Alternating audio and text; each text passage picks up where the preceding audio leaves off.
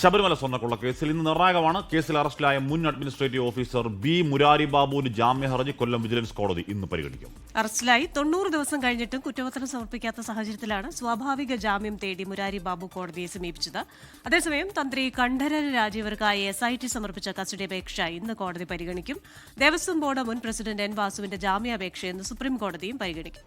അതിനിടെ സന്നിധാനത്തെ പരിശോധന പൂർത്തിയാക്കി SIT സംഘം ഇന്ന് മടങ്ങും. വിവരങ്ങളുമായി R അരുൺരാജും R അച്യുതനും ഏറ്റവും പുതിയ വിവരങ്ങൾ വെച്ചിരുന്നു. ആദ്യം അരുൺരാജിലേക്കാണ്. Arun, good morning.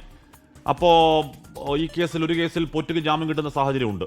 ആ ജാമ്യം കിട്ടി 90 ദിവസം എന്ന് പറയുന്ന time ഫ്രെയിമാണ്.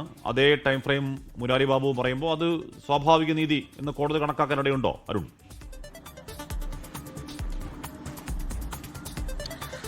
Very good morning Christina, Hashmi. Sabarimala സ്വർണ്ണക്കൊള്ള കേസിൽ SITയെ സംബന്ധിച്ച് വലിയ തിരിച്ചടിയിലേക്കാണ് കാര്യങ്ങൾ പോകുന്നത്. കഴിഞ്ഞ ദിവസമാണ് ഉണ്ണികൃഷ്ണൻ പോറ്റി സ്വാഭാവിക ജാമ്യം അനുവദിച്ച് ഈ ദ്വാരപാല കേസിൽ ജാമ്യം ലഭിച്ച് മാറുന്ന കാഴ്ച കണ്ടത്. ഇതിന് പിന്നാലെയാണ് ഇപ്പോൾ ഏറ്റവും പ്രധാനപ്പെട്ട പ്രതിയായി SIT തന്നെ കോടതിക്ക് മുമ്പാകെ നൽകിയ മുരാരി ബാബു രണ്ട് കേസിലും സ്വാഭാവിക ജാമ്യം ലഭിച്ച് പുറത്തേക്ക് ഇറങ്ങാൻ പോകുന്നത്. കാരണം സുപ്രീം കോടതിയുടെ നിർദ്ദേശപ്രകാരം 90 ദിവസം ഒരു പ്രതിയെ കസ്റ്റഡിയിലെടുത്ത് കുറ്റപത്രം സമർപ്പിക്കാൻ അന്വേഷണ സംഘങ്ങൾക്ക് കഴിയുന്നില്ലെങ്കിൽ ആ പ്രതിക്ക് സ്വാഭാവിക ജാമ്യത്തിന് അർഹതയുണ്ട്.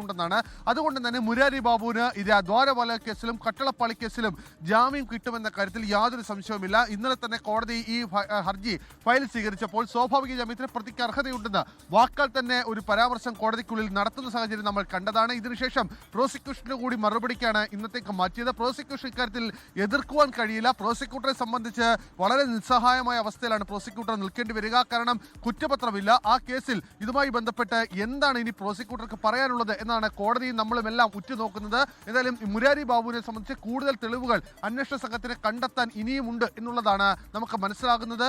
ഈ ശബരിമല സ്വർണ്ണക്കൊള്ളയുമായി ബന്ധപ്പെട്ട് ഓരോ പ്രതികൾ ഇങ്ങനെ പുറത്തേക്ക് ഇറങ്ങുമ്പോൾ ഈ കേസിന്റെ മെറിറ്റിനെ, ഈ കേസിന്റെ നിലനിൽപ്പിനെ തന്നെ ചോദ്യം ചെയ്യുമോ എന്ന പേടി കൂടി ഇപ്പോൾ ബാക്കിയാവുന്നുണ്ട്. കാരണം ഇത് സംബന്ധിച്ച ചില ആശങ്ക ചില കോണുകളിൽ നിന്ന് ഉയർന്ന സാഹചര്യം നമ്മൾ കണ്ടതാണ്. എന്തായാലും മുരാരി ബാബുവിന് രണ്ട് കേസിലും ജാമ്യം ലഭിച്ചാൽ മുരാരി ബാബു ജയിലിൽ നിന്ന് പുറത്തേക്ക് ഇറങ്ങും. അക്കാര്യത്തിൽ യാതൊരു സംശയവുമില്ല. ഒരുപക്ഷെ ഇന്നോ നാളെയോ മുരാരി ബാബു ജയിലിന് പുറത്തേക്ക് ഇറങ്ങാനുള്ള സാധ്യത തന്നെയുണ്ട്. കോടതി ഇക്കാര്യത്തിൽ ഇന്ന് തന്നെ വിധി പ്രസ്താവം ഉണ്ടാകും എന്നുള്ളതാണ് മനസ്സിലാക്കുന്നത്. മറ്റൊന്ന്, ഈ ശബരിമല സ്വർണ്ണക്കൊള്ള കേസുമായി ബന്ധപ്പെട്ട് അറസ്റ്റിലായ തന്ത്രി കണ്ഠരര് രാജീവിന്റെ കസ്റ്റഡി അപേക്ഷയാണ്. അത് കോടതി ഇന്ന് പരിഗണിക്കുന്നുണ്ട്. കോടതി ഒരു ദിവസത്തെ കസ്റ്റഡി അനുവദിക്കണം എന്നുള്ളതാണ് SIT സംഘം ആവശ്യപ്പെട്ടിട്ടുള്ളത്. എന്നാലും അക്കാര്യത്തിൽ കോടതിയുടെ ഭാഗത്തുനിന്ന് അനുകൂലമായ നിലപാടുണ്ടാകും എന്നുള്ളതാണ് ഇന്നലെ നടന്ന വാദത്തിലടക്കം നമുക്ക് മനസ്സിലാകുന്നത്. അങ്ങനെയാണെങ്കിൽ കണ്ഠരര് രാജീവർ ഇന്ന് ഒരു ദിവസത്തേക്ക് SITയുടെ ചോദ്യം ചെയ്യലിന് വിധേയമാകും. തന്ത്രി കണ്ഠരര് രാജീവരുടെ ജാമ്യാപേക്ഷ 23-ന് കൊല്ലം വിജിലൻസ് കോടതിയുടെ പരിഗണനയ്ക്ക് എത്തുകയും ചെയ്യുന്നുണ്ട്. എന്നാലും ഈ ഏറ്റവും പ്രധാനപ്പെട്ട കാര്യം, ശബരിമല സ്വർണ്ണക്കൊള്ള കേസുമായി ബന്ധപ്പെട്ട് മുരാരി ബാബു രണ്ട് കേസുകളിലും ജാമ്യം ലഭിച്ച് പുറത്തേക്ക് ഇറങ്ങുന്നു എന്നുള്ളതാണ് SITയെ സംബന്ധിച്ച് വലിയ തിരിച്ചടി.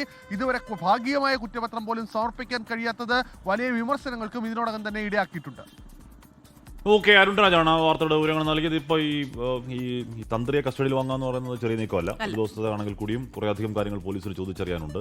നമ്മുടെ മനസ്സിലാക്കൽ ശരിയാണെങ്കിൽ എന്തൊക്കെയോ വലുത് ചില കാര്യങ്ങൾ വരാനുണ്ട് എന്ന് കേൾക്കുന്നു. അതെ, വലുതെന്തോ വരാനിരിക്കുന്നു. എന്തായാലും R അച്യുതനുണ്ട് ഡൽഹിയിൽ നിന്ന്. Achuthan, very good morning. അപ്പോൾ സുപ്രീം കോടതിയിലും അതുമായി ബന്ധപ്പെട്ട് ഇപ്പോൾ N വാസു ജാമ്യാപേക്ഷ നൽകിയിട്ടുണ്ട്. കോടതി എപ്പോൾ ഈ കേസ് പരിഗണിക്കും? അതുമായി ബന്ധപ്പെട്ട മറ്റു വിവരങ്ങൾ എന്തൊക്കെയാണ് നൽകാനുള്ളത്? Good morning Krishna, Hashmi. എന്തായാലും N വാസുവിനെ സംബന്ധിച്ച് ശബരിമല സ്വർണ്ണക്കൊള്ള കേസിൽ N വാസുവിനെ സംബന്ധിച്ച് ഇന്ന് നിർണായകമായിട്ടുള്ള ദിവസമാണ്. കാരണം അദ്ദേഹത്തിന്റെ ജാമ്യം നിഷേധിച്ച ഹൈക്കോടതി അപ്പീലിനെതിരെയായിരുന്നു സുപ്രീം കോടതിയെ ജാമ്യം തേടി സമീപിക്കുന്നത്. അതിൽ പ്രധാനമായും ചൂണ്ടിക്കാട്ടിയത് അന്വേഷണവുമായി താൻ പൂർണ്ണമായി സഹകരിച്ചിട്ടുണ്ട്. ആ സാഹചര്യത്തിൽ തന്നെ കൂടുതൽ നാൾ കസ്റ്റഡിയിൽ വെക്കേണ്ടതില്ലെന്നും ജാമ്യം അനുവദിക്കണം എന്നൊരു വാദവുമാണ് ഈ ജാമ്യ അപേക്ഷയിലൂടെ N വാസു മുന്നോട്ട് വച്ചിരിക്കുന്നത്. ജസ്റ്റിസ് ദീപാങ്കർ ദത്ത അധ്യക്ഷനായ ബെഞ്ചായിരിക്കും ഇന്ന് ഈ ജാമ്യാപേക്ഷ പരിഗണിക്കുക. എന്തായാലും സീക്വൻസ് നമ്പർ അനുസരിച്ചായിരിക്കും ഈ ജാമ്യാപേക്ഷ ഈ ബെഞ്ചിന് മുൻപാകെ വരിക.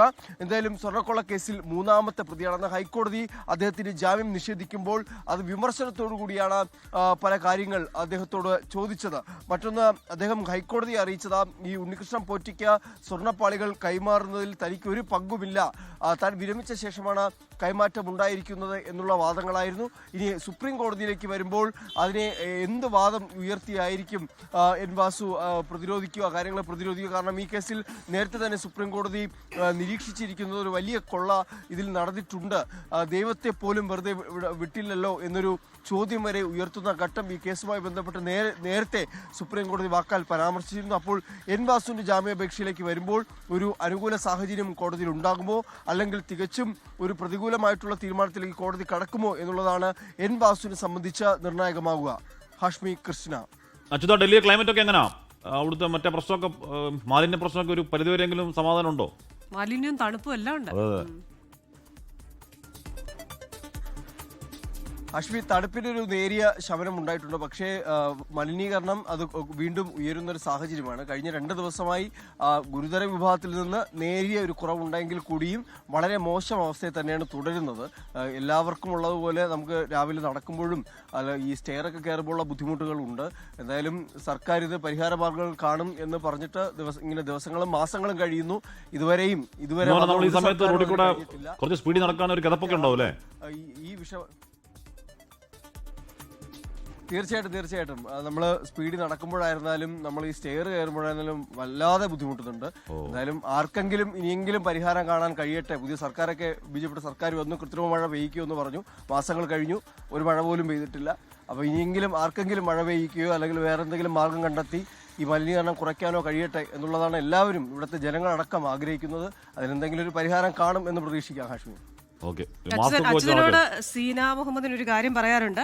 ഈ അച്യുതൻ കാരണം GK-യിൽ സീന മുഹമ്മദിന്റെ മകന് 2 മാർക്ക് കുറഞ്ഞു. ഇന്ത്യ ഗേറ്റ് എവിടെയാണെന്ന് ചോദിച്ചപ്പോൾ അതിപ്പോൾ കാണാനില്ലെന്ന് 24-ലെ അങ്കിള് പറഞ്ഞു എന്നാണ് കുട്ടി ആൻസർ പറഞ്ഞത്. അപ്പൊ 2 മാർക്കാണ് കുട്ടിയുടെ പോയത്. അച്യുത, ഓക്കെ, ഒരു മാസ്ക് ഒക്കെ വെച്ച് നടക്ക്. Take care dear, take care. Delhi അവന് സംസാരിക്കുമ്പോൾ തന്നെ ചെറിയ ബ്രീത്തിങ് പ്രശ്നമുണ്ട്. അതുതന്നെ അത് അവിടെ നിൽക്കുമ്പോഴത്തേക്കുള്ള പ്രശ്നമാണ്. എന്ന് പറഞ്ഞാൽ നമ്മുടെ ഈ ഒരു കെമിക്കൽ മണമാണ് മൂക്കിലോട്ട് അടിക്കുക. അപ്പോൾ അതിനെ വെച്ച് സംസാരിക്കാന്ന് പറയുന്നത് രാവിലെയൊക്കെ ആകുമ്പോഴത്തേക്ക് കുറച്ച് പ്രശ്നം ഉണ്ടാവും. അത് പാവം. ലോകത്തെവിടെയായാലും ഏത് സമയത്തും 24 വാർത്തകളും ഓഗ്മെന്റഡ് റിയാലിറ്റി പാക്കേജുകളും എക്സ്പ്ലെയിനറുകളും വിശദമായി കാണാൻ ഞങ്ങളുടെ യൂട്യൂബ് ചാനൽ നിങ്ങൾക്ക് സബ്സ്ക്രൈബ് ചെയ്യാം.